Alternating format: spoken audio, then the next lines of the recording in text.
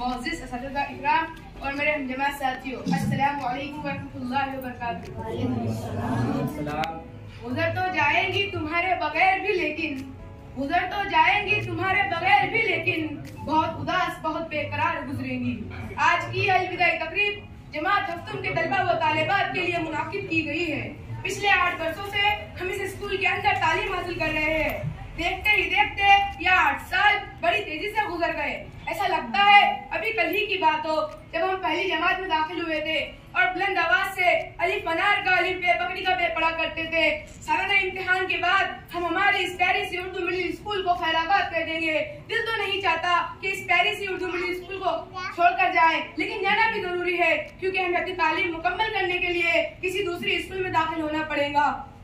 काश इसी स्कूल में 9वीं और 10वीं जमात की तालीम हासिल करने का मौका मिल जाता, लेकिन ये स्कूल हमेशा हमें आगे बढ़ने का हौसला देती रहेंगी। अंधेरों में चिराग बनकर हमें रास्ता बताएंगी और हमारे मुशफ़िक़ असातिज़ा ने हमें पढ़ने लिखने के साथ साथ आला अखलाक और किरदार से भी हमारी तरबियत की है।